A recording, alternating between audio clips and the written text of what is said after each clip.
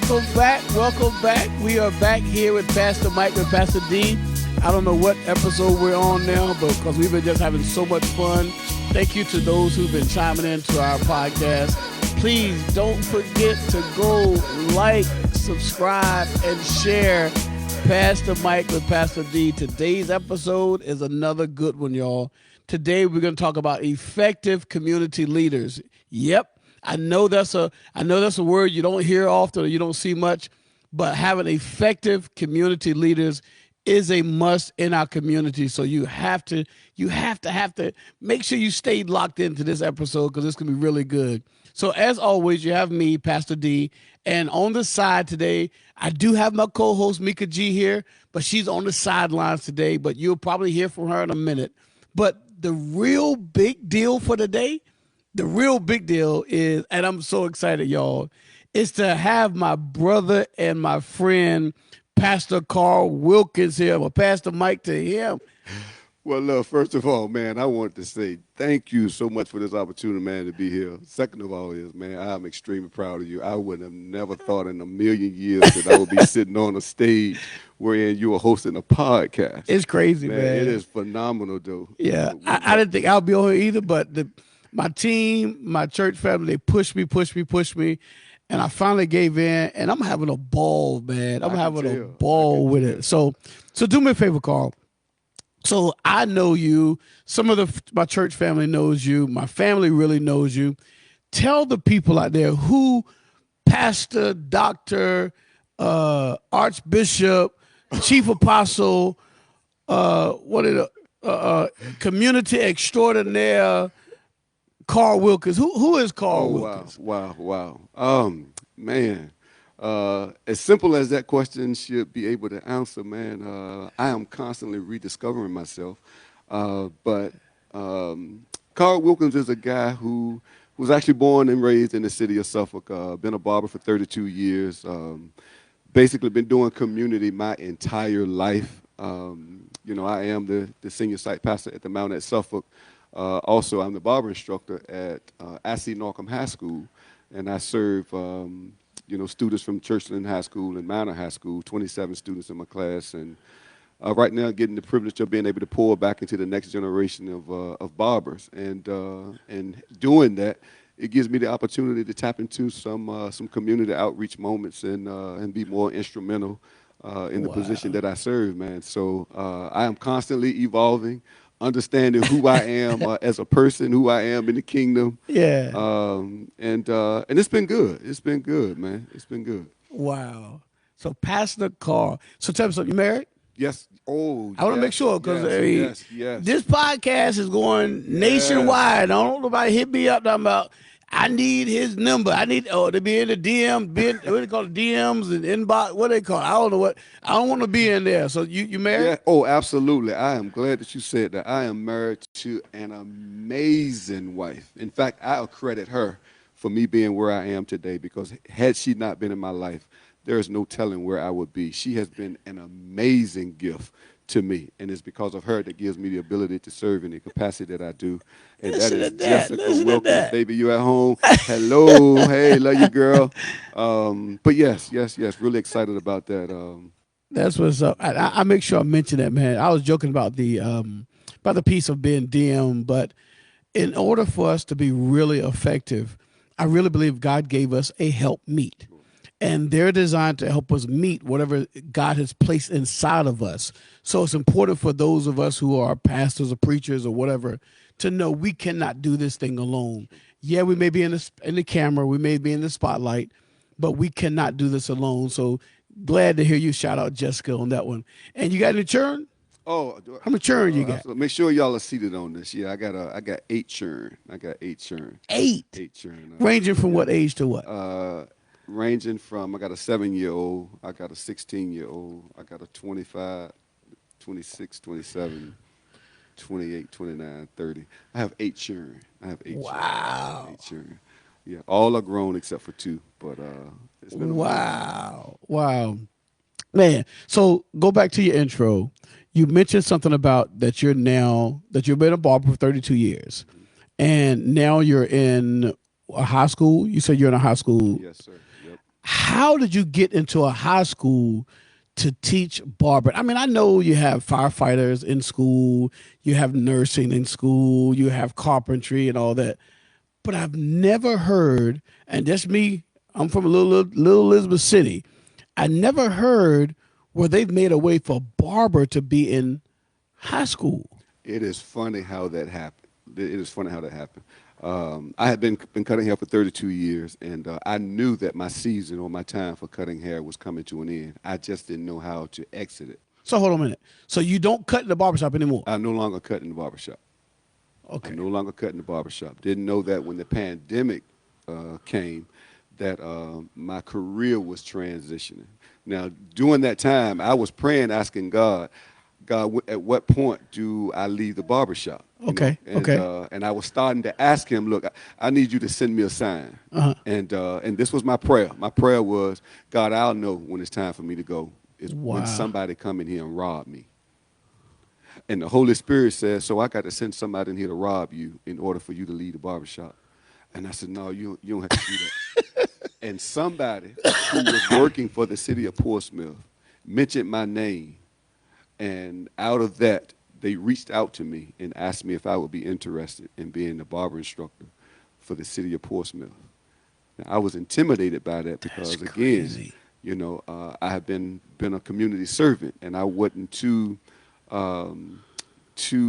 familiar with technology. So my only concern was me being able to go in and start using the computer.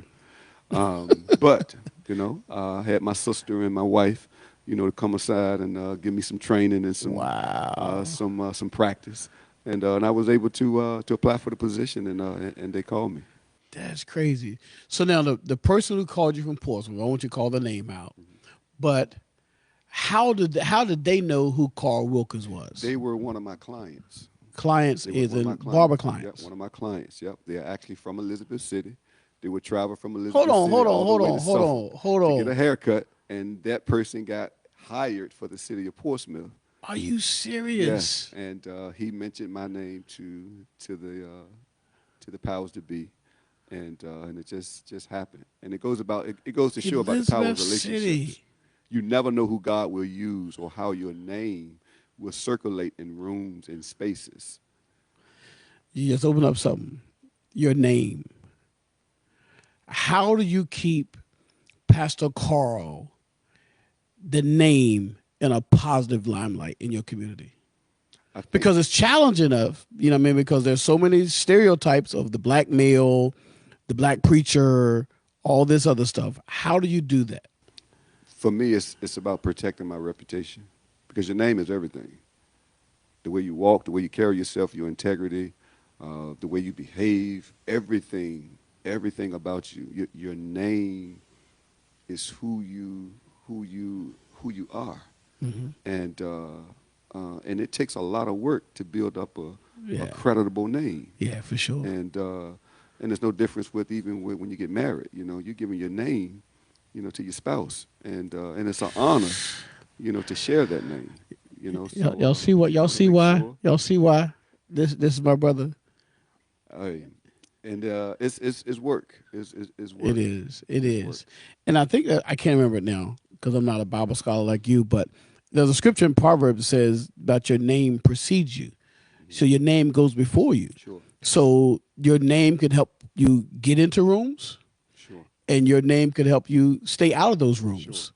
So obviously you have had a good enough name where you've opened some doors. Sure. Some doors have been opened for you that just Karl from Suffolk couldn't have got into. Sure. But the Karl that God has created you sure. has now got you in some rooms that sure. has been. And I think this, Pastor D, it is because I make his name great. I think it's in return, he makes my name great. Wow. Because he said, I will make your name great. Yeah. And I think it's because I lift up his name. Absolutely. And I be sure to give him anything that happens in my life. So all this ain't you? No, it is not. It ain't because you from Suffolk, because you've been 32 years in the barber shop. It ain't because everybody in Suffolk know the Wilkins. Exactly. It ain't none of that. No. It is not. It is because I know his name. And he knows your name. I reference his name.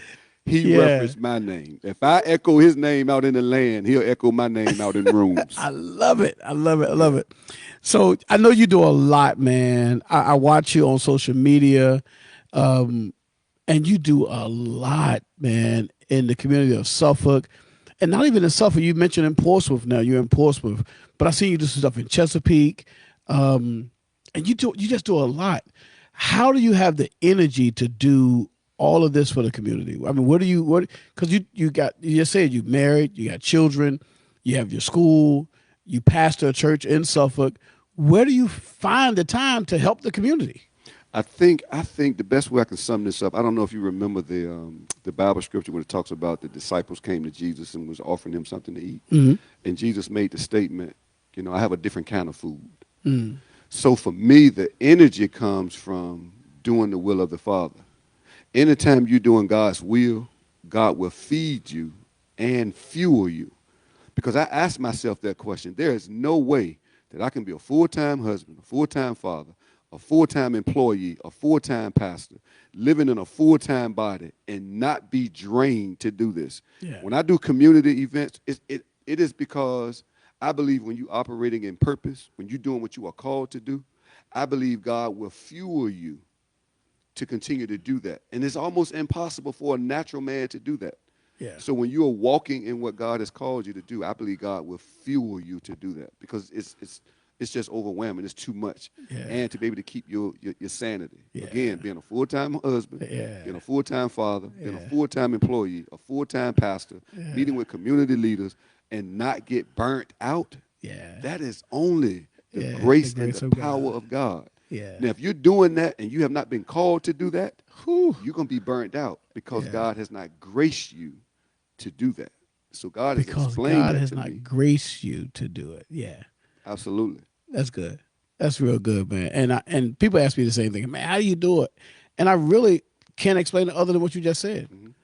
It's simply because of the grace of God, because I don't know. There's not enough time in the day to do all that God has asked us to do in the natural sense. So it's a major, man. It is. All right, so you do some stuff in Suffolk, I know.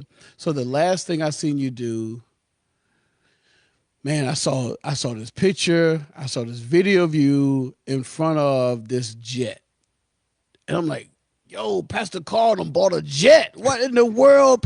Yo, I need to get with Pastor Karl because I want a jet. Let me see how Karl got a jet. But I saw a jet in the background. Then I saw, man, it was like 3 or 4 different group of young men, and they had on these like blazers, and it was a whole bunch of different groups of them. What was, I saw it, and what was that about? For me, what really inspired that moment? So first off, what was that moment? That moment was a moment we call Operation Legacy. Operation Legacy. Operation Legacy, wherein we took 6 high school football teams from 2 cities, put them in collegiate jackets, because we do believe that it is our responsibility to cover the next generation. And also knowing that we live in a time wherein a lot of kids do not have a model or a standard to live by. So instead of complaining about our youth, I was inspired to do something different. So we went out and got collegiate jackets. We reached out to Mr. Philip Michaels himself, who a lot of African-American men who go to his store and, support his business. And Philip Michaels, the guy who owns the Philip Michaels suits in Norfolk and a couple of them, right? All over. Mm-hmm. And I called him and told him what was on my heart, and I would love for him to be a part of it. And he came out and went to 6 schools and tailored fit each young man personally. Wow. And after that, I just went to the community to say, hey, y'all, need y'all support. We're trying to drape 6 high school football teams. We're trying to raise the standard, and the community just rallied behind it. And but that whole moment was inspired by Deion Sanders. Deion Sanders, when he became the coach at Jackson State, he bought suits for every one of his football players. And being that I was in the barbershop at IC Norcom, I had 12 students in my class. So I reached out to Philip Michaels to have him to come and buy. I bought suits for my young men because being that they're barbers, I'm teaching them about professional image. And a lot of them did not have the attire. So I went to my church, and we actually paid for tailor-made suits. We went to the shoe store. We bought matching shoes. We bought them necklace. We bought them watches. We bought them wallets. I bought them everything that they need to be successful. Every young man needs a suit for, whether it's for an Whatever, interview, yeah. whether it's for a homegoing, whether it's for a date, whether it's just going out. He just Yeah. needs to know what it feels like to be successful. So after that moment, God challenged me or stepped to me and said, now I want you to buy collegiate jackets for the football team so that when these young men go out, they represent not only the city themselves, their parents, but they represent the school system as well. And it just grew into something major. So you put your money where your mouth is. Absolutely.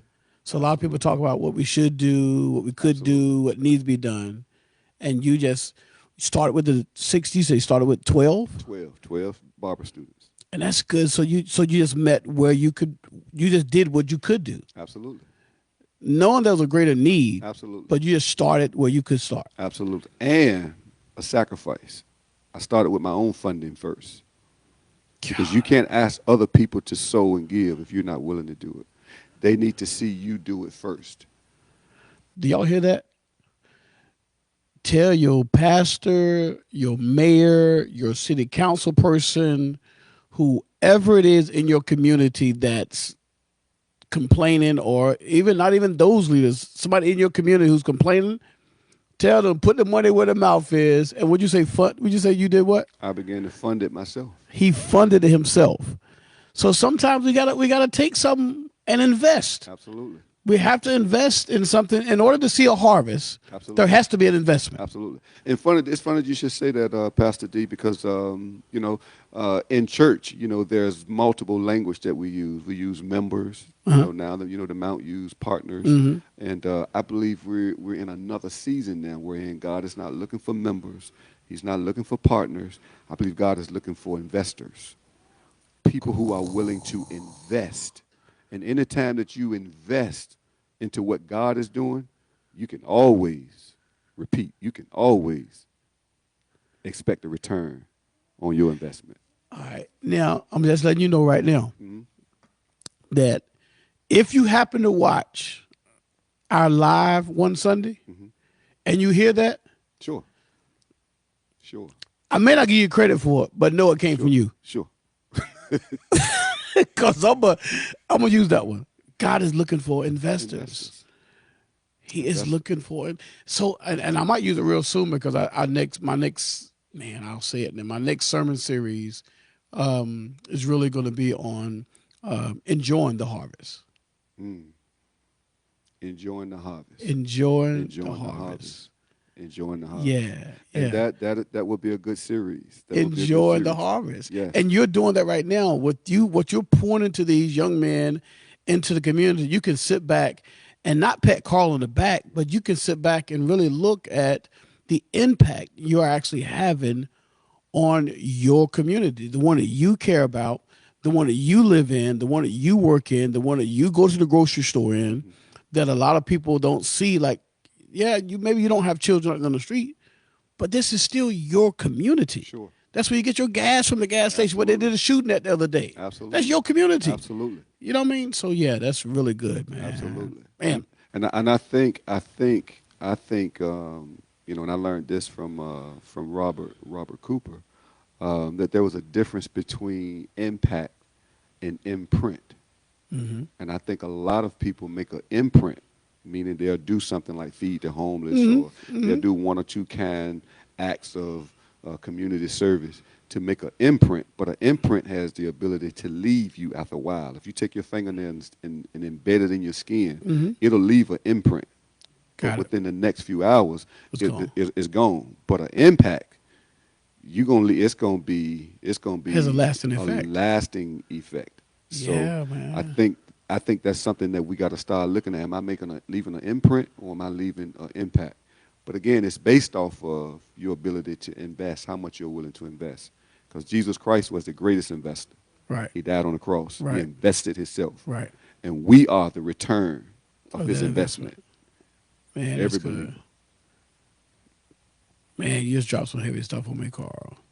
Well, You just dropped some heavy stuff on me. Man, the piece of us being God is looking for us to be investors. That's major. Mika G, you said you had something. You had a question? Leave that on. Yeah. So when you went there, you took a sister somewhere. So yeah, impact has the ability to change the trajectory for me. So you can get out in the community and do different things, but yeah, the impact, that was good. But the question I have, I'm hearing you say you have a lot of different ideas. There are things that you haven't seen or we haven't seen or haven't done before. So when you have these ideas as a leader, and you have to bring these new dynamics about, like now you're teaching in the schools, you're also pastoring, it looks different. What would you say to that person who has these new ideas, that want to get themselves in position but might be afraid of some of these new avenues in the way they want to do it? You understand that question? Can you repeat? I didn't really get it.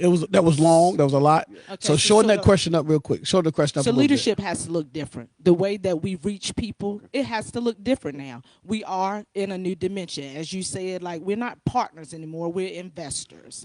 So now what angle can I come to the people with? You know, if I got some new ideas, but I'm kind of scared of bringing it to the table because things have always been done the old way. I don't necessarily see a black man going buy a whole lot of college jackets for young black men to get them started. You know what I mean? So with this new idea, what gives you that boldness to just go jump out on those new ideas? I think with this day and time, I think God is using different resources. Wherein in the past we would always get, our ideas from pastors who was before us, and I think we're in a different time frame now, wherein God is no longer. I'm not saying He's no longer using pastors. Mm-hmm. I think God has raised up other forms of leaders, because with me being a barber, over time I start seeing myself as a pastor. It's just that I don't see my congregation all at one time, wherein a pastor sees his on a Sunday. Well, in a barbershop, my clients or my congregation is fragmented. I'll see 25 on Monday. I'll see 20 on Tuesday. I'll see 15. And God was telling me I'm raising up a different form of leadership, because the same as a pastor has influence, a barber has influence. Mm-hmm. Young people might not listen to a pastor, but they'll listen to their barber. And I believe that God is raising up new resources. Same thing with Deion Sanders. To me, Deion Sanders is a pastor. He's somebody that I sit under and I watch. And I look at the impact that he is making, not only on the lives of the young men, but he's impacting all kinds of organizations and peoples, churches, businesses, colleges. God is using him in a whole different way. And so for me, I am open and sensitive to whoever God is using. And God inspires me through watching him. So even though he's not a pastor in a pulpit, but he's a pastor to people. So you just pushed me, man, to ask you a question. And I really didn't want to go here, but I am now. Why do you think God has shifted and stopped using pastors? I would say stop using pastors because we are pastors. He uses. Why is it that he hasn't used more pastors? Because really, we have one of the greatest influences everywhere, because our voice means so much to so many people. Because, back in the day, if the pastor spoke in the community, it had weight. Mm-hmm. Why is it now that we hear the gunshots in our community, we hear the sirens in our community from all this other ambulances and all that stuff? Why is it now that the key focus or focal person who used to be the major voice in our communities, now God didn't use him or her that much anymore? I think it's because they've lost their ability to hear a cry. I think God is using different people because the pastors of old have lost their ability to hear the cry of the youth. Pause for a second. They have lost their ability to hear the cry of the people that they serve. Do me a favor, real quick. and we're gonna come back to our conversation. We're gonna come back to our conversation because you and I, we boys, we this is what we do. We have the same heart. We have all that stuff. I need you to give me 30 seconds and talk to the pastor who may pick up on this podcast, may stumble on the podcast, may watch the podcast being nosy. I didn't mean to say that. I said that out loud, did I? I didn't mean to say it out loud. But for any pastor who may watch this podcast, can you just give me 30 seconds and give an encouraging word to them and remind them who they're supposed to be in our community? Yes. What I would say to the pastor that is listening, anytime that there was a cry in the land, God always raised up a deliverer. The reason why Moses was sent to the children of Israel is because God saw the harshness and the treatment of the people who were in bondage. I would encourage any pastor who is listening that the older we get or the longer you've been in ministry, it's no different than it is in the natural. The older you get, your sight start to fail, your ears start to fail. My prayer is that you would go to God and ask God to not increase pay or increase membership, but God will increase your ability to hear the cry of his people. And in doing that, I believe God would allow something to be released in you, that you would be able to show up and get back down into the trenches and do what he's called you to do. Man, so thank you, man, because I really do, man. So you and I, again, we talk all the time. Our hearts are for the community, for one. And truly, we hear our community. And we hear our community because we actually go to the community. Sure. We don't just stay in church on Sunday and on Wednesday or whatever Bible study day is. We're actually in the community. You're working in the schools. I get called to go into schools often. I shared a few weeks ago from the pulpit, one of our local principals called. She said, look, I just need some guys in my school. Right now, I have some young men who are out of control. I just need the presence of some males, particularly some black males, just walking the halls. You ain't got to do nothing. You ain't got to do nothing. I just need you to come in and walk the halls. Just met with another athletic director at the other high school. He mentioned the same thing now. He needs some males to be in the school. He said he broke up last week alone 6 fights at the school. Wow. It's frustrating. Go ahead. Sure. He has no pastors. Some of those children have to be part of somebody's church. Sure. I ain't saying, well, they don't have to, but you would think that someone will, if they're not part of somebody's church, they're connected to their auntie, their uncle, their grandma, their mom. Somebody's connected. So why are we so absent in those atmospheres? And I ask myself that same question. And some people tell me that, they're not called to that. Every pastor has their own assignment. And I get it to a degree. But then, too, I'm like, well, all of us are called to make disciples and win souls to the kingdom. We're called to people. Yeah. But this is one of the things that I've learned. And I'm going back to what I said earlier, about God is doing, he's using different methods. This is something that God did for me. My son had got a stethoscope from somebody, and it was lying in my drawer. So one day I picked the stethoscope up and I just put it in my ear, and I called him over, and I did what I saw the doctor would do. Just listening for something. I don't know exactly what they were listening for, but they was checking your respiratory system, to see whether you're breathing or not. And once I finished doing that with him, it was almost as if God was saying, I want you to take the stethoscope, the same as you are hearing what's going on within him. He said, this is going to be crazy. He said, but I want you to take the stethoscope, and I want you to go outside, and I want you to put the stethoscope to the ground. If you want to know the pulse of the city or what's going on in the city, take the stethoscope and put it to the ground, and the ground will start speaking to you. Because we talk about, turning away from, turning to God, and God will heal the land. Well, the problem is that the land is sick. All right. And out of that moment, it's like God began to release revelation to me on how to be a physician in the land. So that's how I am able to move at a rhythm and a pace, because I understand where the need is. And out of that, God tells me, I need you to do this. Go to this school. There's a teacher that's in a wheelchair. She needs a mobile chair. And I said, okay, God. So now the hunt goes on for a mobile chair. Then God says, this family just lost everything. I need you to go and talk to a realtor in the city to see if you can partner or deal with him wherein he will let you rent a house for that family.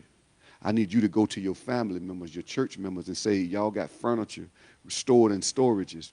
I need for those who got the gift of decoration.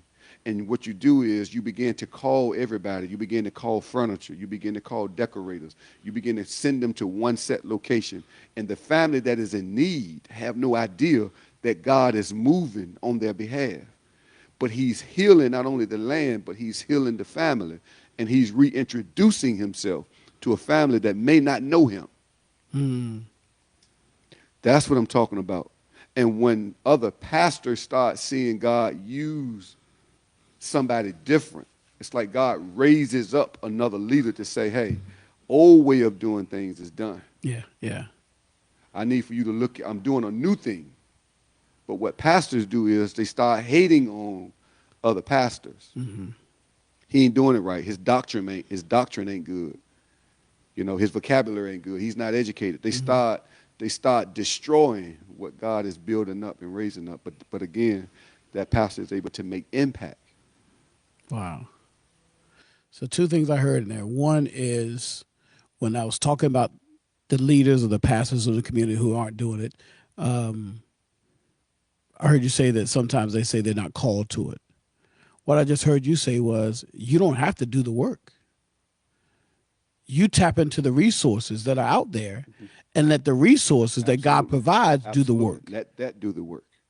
Instead of you trying to go and do all this, yes, just tap into the resources. You know somebody. You know somebody who has this. You know somebody who has this item. Yes. Yeah. Yeah. It's two things. It's two things that God, you know, you and I are just talking. Two things that God shared with me about this era in time, especially with older pastors, is that number one, they don't believe. Mm-hmm. They believe that the way that they have been doing it is the way that it should be done. Mm-hmm. But if you look at the pews is saying something different. Speaking. It's saying something totally different. Mm-hmm. And number two is one young lady asked me to pray for her. And of course, as pastors, you know, we're trained to say, okay, yeah, I'm going to pray for you. When I walked away, God says, prayer ain't going to fix that. Mm-hmm. You got to do something. Obedience is. And there's a whole lot of people that's praying. We praying for people. And God is saying, stop praying for them. Prayer ain't going to fix it. Yeah. Until they obey me, that's what's going to fix it. That's good stuff. So prayer ain't going to fix that. Obedience will. That's tell her that prayer not going to fix that. God told me to tell you, prayer not going to fix that. Your obedience will. Let me dive in here because I get so excited, Pastor Karl. I'm sorry I have to interrupt. I get so excited about the new way to reach people. Like there are different settings that we're going to have to pierce. I always say we're going to have to inject ourselves into different settings. It might not look like ministry, but it's going to be different settings where we are the people that bring people that connect people to Christ. So I'm excited that you get that part. I'm excited about that. Then the obedience piece, I don't think we talk about that enough. I just got today the word that acceleration is attached to obedience. A lot of the time we are using the wrong methods for what we are asking God for. Yes. And that tough conversation, like to walk away from that young lady to be like, well, if she would just obey, I could just put her right here. You know, but I think we're used to the microwave. This generation is kind of used to the microwave tendency, not realizing that to be hesitant about doing the work now could position us for the next. So tell us a bit just about when you got to toil a little bit to get you to that next. Not that microwave tendency, just being obedient in your process. Well, yeah, for me, in anytime that God asks me to do something, there is a wrestle and a fight. And because again, I want to make sure that, with all the accolades that you get, it can feed your ego. And, Absolutely. you can get used to, the chant of people, calling your name. And it's easy to be misled, wherein now, you're doing things because there's this feel good that comes with it. Yeah, they calling my name, they doing this. But then there's another part that you got to make sure that, you're staying humble, that you're not getting before God, and that what you believe God is asking you to do. Right now, I'm wrestling with an assignment that God has given me. And I'm wrestling for two reasons. One of the reasons is because I know that all of the excess or the impact that we've made in our city, it's not because of me, it's because of my team. Mm-hmm. And I know that I'm mindful of the fact that I don't want my team to be tired. But then, two, I can't deny the fact, okay, y'all, look, we've just finished an assignment, but look, God is calling me to something else. Mm-hmm. And so I'm wrestling and toying with that. And not only that, the other thing that I'm wrestling with is that the magnitude I see the impact of what this would be if I move in it. And I've seen God enough in the past that if I do what he asked me to do, even though I don't have what I think I need, if I just move in that direction, he'll provide it. Prime example, aircraft. I knew nobody. I didn't know anybody who owned an aircraft. All I knew is that God said he wanted to take a group of young men on an aircraft. So I called Wallace down here in Elizabeth City. I said, man, he works at Elizabeth City. Maybe he can. Then I called Bishop. Then things start moving. Well, the day of the aircraft, we The had photo already, you talking about, the photo with the boy in front of the aircraft. for the photo.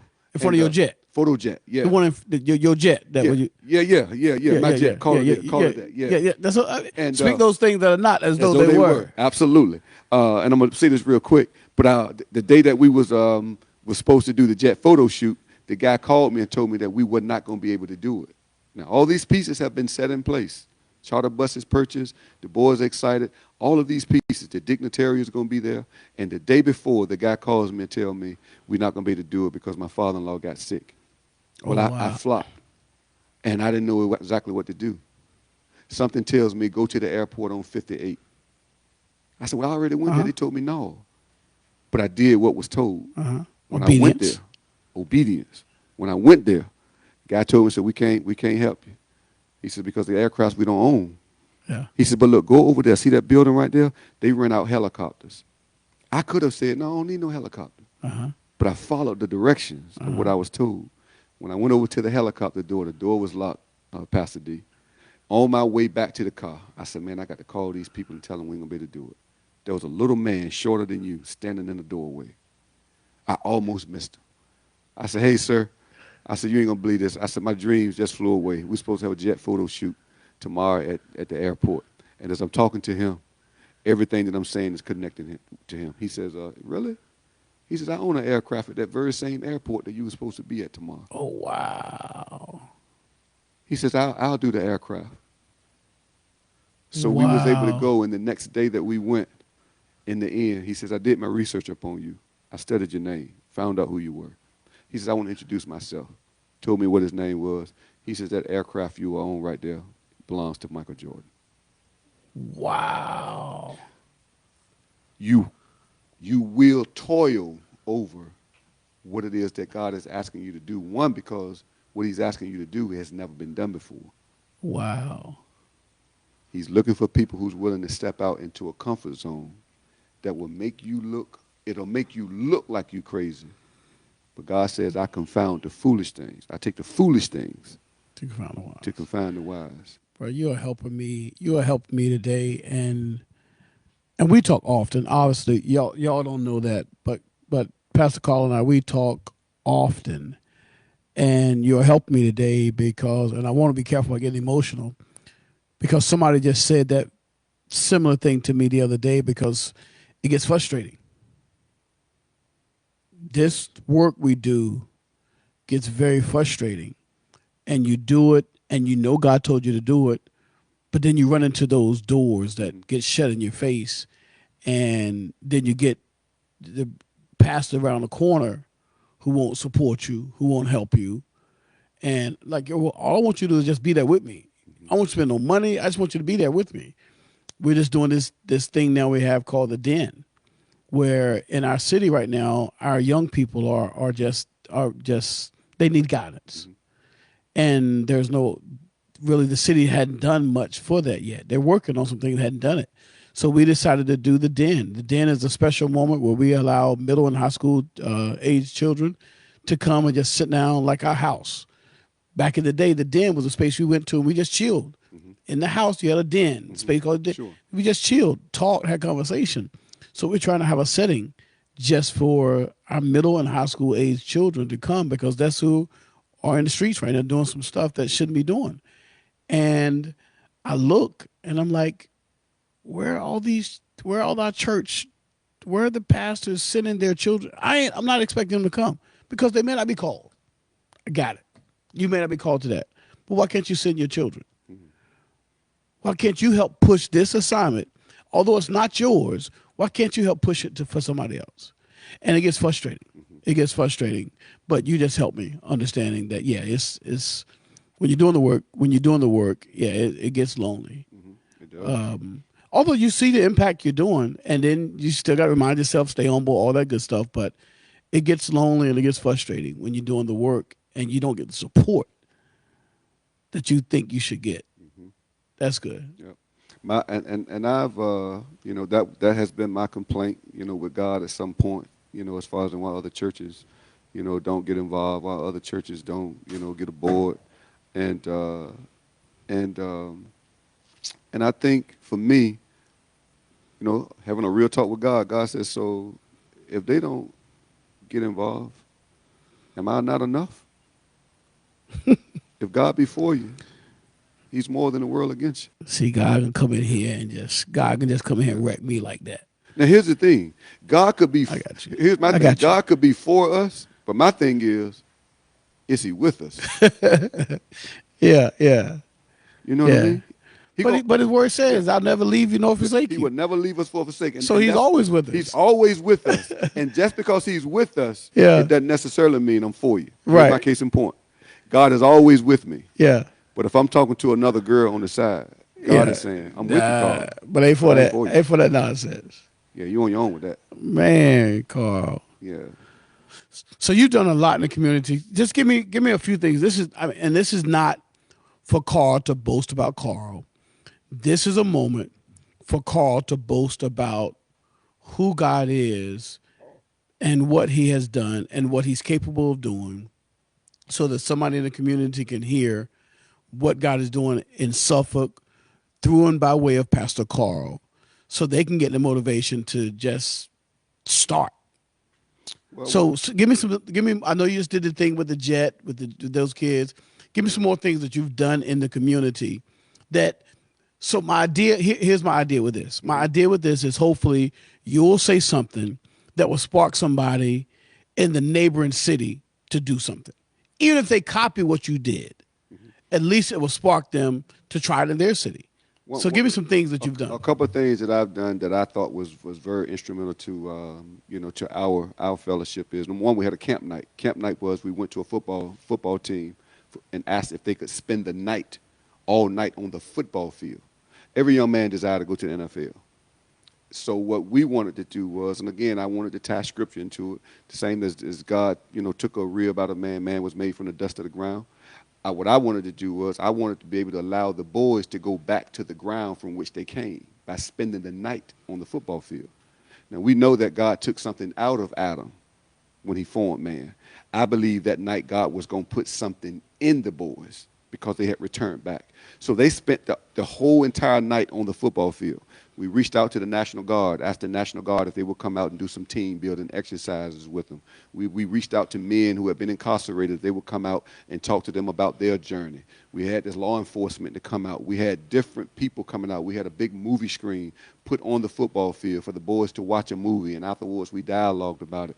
Instead of it being a football field or a prison camp, because, again, the football field surrounded by gate, we turned that into a mobilizing ministry moment. So for anybody who's looking to get started, to reform, young men and the way they think, start there. Start with basketball teams and football teams. Most of these guys are playing, they filter back into the community. We don't know if they're gang members or what, but if you can get a group of men together, put them in a confined environment, pour into them, that would be one way you can start. The second one was that with our little kids during the pandemic and even now, door dashing and Ubering is a big thing. We went out and got little small mobile cars and allow our kids to DoorDash groceries to the seniors in the community. Can you imagine if there's a call for those little small mobile cars that we buy kids for Christmas, and then we have a parade through this city and put groceries on them and let the kids go to the door and say, here, Miss Johnson, here's a loaf of bread, some eggs, that the local food market store have partnered with you and giving back to the community? I think it's all of those type things. You got to get people involved. And what greater way to change the trajectory of the next generation by getting them involved, make them be a part of it. You got skateboarders in your community. Get some skateboarders. Take them to the pharmacies. Let them get the medicine for Miss Powell and let them skateboard it to her house. Ring the doorbell. Here you go, Miss Powell. I know you can't drive. Get everybody involved. Bicyclists, people you see riding bicycles, call them together. Just giving people assignments. They have no idea who their pastor is. Right. So you have to put yourself in a position. And I know we got time to go. This is my last thing I'm excited about. One of the high schools in Suffolk is getting ready to have a band day. I asked the band director, can I be a drum major? He said, you don't know about being a drum major? Don't need to know. And he said, I can be the drum major. They put a baton in my hand. I walked out on the field just like the drum major. And I stood up, and they gave me a song, and I did everything that the drum, they did. Yeah. He wouldn't let me march high. But God was telling me, he said, son, don't you understand what I'm doing? He says, in order to fulfill my assignment on your life, you got to position yourself. Put yourself in front of the youth, that they get to know you. And then you would be their drum major. Wow. And to be in my band, you got to learn to march to the beat of my drum. Man. That's what I tell you to do. I know we got to go, but there's one more thing that I seen you do, man. I seen you do, and it was major to me because you did it for a group of people that most people don't care about. I wouldn't say don't care about, but most people overlook or devalue who they are. Tell me what you did with that group of people. Special needs prom. We had a moment at I.C. Norcom. Again, with the barber class, there's a lot of guys who would never, ever qualify to play high school ball. So I put together a basketball team. And I reached out to some pastors in the community, and we had a Sneakers from a Preacher Classic. But one of the young men who actually come to my class, he has a disability. So I'm teaching him how to cut hair. Now, in that moment, it dawned on me that the ROTC program was having a ball. The students at the high school was having a prom. But there was nothing for them. So God says, I want you to do a special prom for them. And we did a special needs prom. And we reached out to all of the schools in the city saying, hey, look, we want to do a special needs prom. I turned to the community once again and said, hey, y'all, look, I believe God wants to do something phenomenal for a group of people who are often overlooked. I said, now, the reason why we probably don't see miracles today, because the miracles that we read about, how God healed the man with a deformed hand and all that, I said, I believe these are waiting miracles. But if we push them to the side, we won't see the manifestation of what God really wants to do. So we started a special needs prom, and we called it Prom Us. And one of the young ladies in the city. Prom Us. Us. Prom Us, meaning we make a promise, a commitment to make this moment a night to remember. So now we do it in the honor of a young lady called Alasia Johnson, who was shot by a stray bullet in the city of Portsmouth, to bring an awareness to the gun violence that plagues our community. Wow, man. There's always a reason why God is doing what it is that he's doing. Wow. And we got to be obedient and willing to step out and follow those who he has put in the front. Wow, man. Karl, this has been amazing, which I thought it would be. Wow. I mean, just to sit down and talk to you, man, and hear, and I give you your kudos all the time, and you do likewise for me. But it's genuine when I say, man, I'm proud to call you my brother, and seeing the things that you are doing in the community, not just in Suffolk, but every community that you're tied to. You're doing major things in those community, man. And I just want to say thank you for doing that, man. Well, It's thank you, major, sir. man. Thank you. It's major, man. You know, we joke all the time Thank about you. being the mayor of whatever city, but yeah, it's been good. So thank you so much, and thank you for joining on the podcast, man. Pass the mic with Pastor D, man. I was able to pass the mic to you. You passed it back to me. We had dialogue, which was really, really good. And I just pray that for whoever is watching this podcast today, if you're watching this podcast and you're wondering what your assignment is in the community, what your gift is in the community, how you can be an effective leader in the community, Pastor Karl and I have given you some major, I think, some major tools. Mainly Pastor Karl today has dropped in some major nuggets, some major tools for you if you really do have a desire for your community to change, to be different. We're not saying it's going to happen overnight. Pastor Karl's, listen to him talk, his main focus is his younger children, younger age kids. But yours could be adults. Yours could also be children. But find out whatever your angle is and just start doing something now. And do it like when he said he started with the 12 in his classroom. Start wherever you can. Just decide to start doing it.